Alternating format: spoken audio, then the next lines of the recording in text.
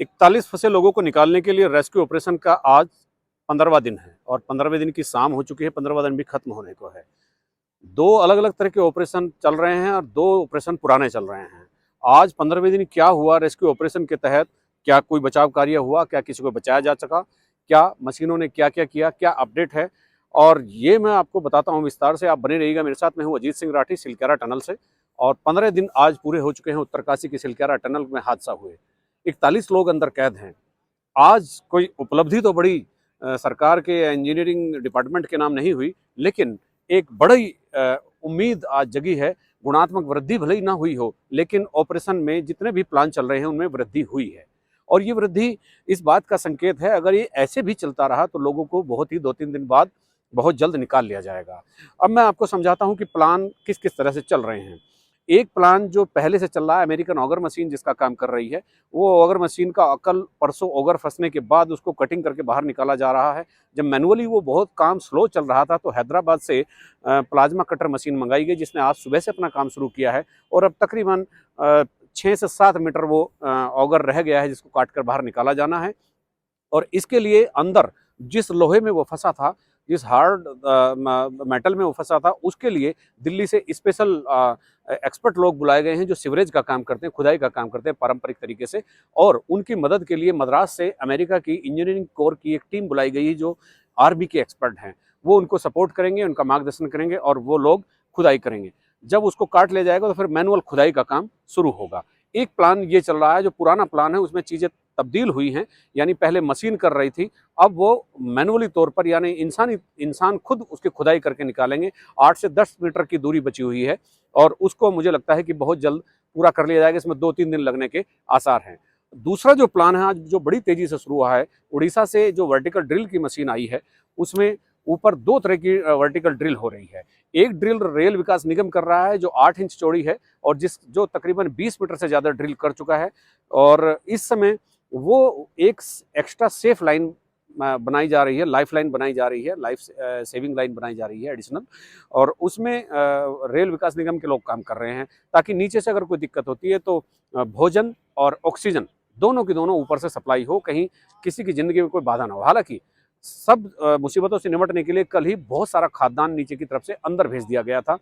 75 kilo सेब, संतरे और तमाम जो बड़े जो कई दिनों तक रह सकते हैं, कई दिनों तक खाए जा सकते हैं, ऐसी सामग्री भेज दी गई थी।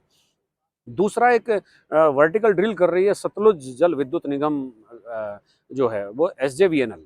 तो वो एक मीटर के वर्गाकार की एक ड्रिल कर रही है जो तकरीबन 15 मीटर से भी ज़्यादा की ड्रिल कर चुकी है और उस ड्रिल से लोगों को रेस्क्यू करने का काम होगा। ये दूरी तकरीबन 86 मीटर है और 86 मीटर होने के साथ अभी जो 15 मीटर अभी ब्रीफिंग में जो अधिकारियों ने बताई है, तो वो 86 मीटर है और 15 मीटर से ज़्यादा हो चुकी है। अब उसको वो अगर इसी स्पीड से काम करती रही तो उसमें 2 से ढाई दिन का समय लगेगा और वो पाइप नीचे चला जाएगा ड्रिल होकर के और फिर वहाँ से लोगों को रेस्क्यू किया जाएगा। चूँकि प्लान 3 है जो बड़कोट की तरफ से, जो सुरंग के दूसरे छोर की तरफ से टीएचडीसी कर रही है, उसकी खुदाई चल रही है। वो 470 मीटर है, लेकिन अभी 20-30 मीटर से ज़्यादा उसकी खुदाई नहीं हुई, चूँकि वहाँ डायनामाइट से काम भी नहीं चल रहा है और बहुत डायनामाइट लगाया भी नहीं जा सकता, क्योंकि वाइब्रेशन से बहुत सारी चीज़ें गड़बड़ हो सकती है, जो दूसरे ऑपरेशंस हैं वो प्रभावित हो सकते हैं। अधिकारियों की ब्रीफिंग में बताया गया साफ साफ कि आज उन्होंने क्या क्या उपलब्धियां हासिल की हैं, कौन सा प्लान कहां तक पहुंचा है और कितने दिन लगने की संभावना है, ये अधिकारियों ने खुद बताया। बस। नमस्कार। जैसे डॉक्टर नीरज ने आप लोग को बड़े डिटेल में समझाया ये बात कि जो ऑगर मशीन के साथ जो अभी जो स्टेटस है उसके आगे हम उसमें क्या प्लान करेंगे। साथ ही साथ आप लोग को ये भी पता है कि शुरुआत से हमने ये प्लान रखा हुआ है कि ऑप्शन 2, 3, 4 सब हम रखें। साइमल्टेनियसली हमारी जो भी ऑर्गेनाइजेशंस हैं देश में जिनके पास ये एक्सपर्टीज़ है, जिनकी जिस फील्ड में एक्सपर्टीज़ है, उनको हमने यहाँ बुलाया। वो हमारे साथ काम कर रहे हैं, प्लानिंग वगैरह सब किया हमने। उसके बाद जो भी उसके लिए उस प्लान को कामयाब बनाने के लिए जो भी इक्विपमेंट, मशीनरी या रिसोर्सेज, एक्सपर्ट्स जो चाहिए वो सब हमने मंगाया। ये सब होकर अब हम इस स्थिति पे पहुंच गए कि कल से हमने 2-3 ऑप्शंस और पे काम शुरू कर लिया है। कुछ आप लोगों को जानकारी होगी, मैं आप लोग को और फर्दर डिटेल देना चाहूँगा। पहला उसमें तो ये आ गया कि SJVNL जो काम कर रहा है, SJVNL को हमने ये बोला है कि 1.2 मीटर डायमीटर, 1 मीटर से 1.2 मीटर डायमीटर का आप वर्टिकल ड्रिलिंग हमें करके दीजिए। हमने अपने जियोलॉजिस्ट से, अपने एक्सपर्ट से सारे जो स्पेसिफिक पॉइंट्स हैं जहाँ से बेहतर ड्रिलिंग हो सके वो हमने आइडेंटिफाई की। तो 305 के करीब, 305 मीटर, मतलब चेनेज की बात मैं कर रहा हूँ, 305 मीटर की चेनेज के आसपास से SJVNL ने ड्रिलिंग शुरू कर दी है।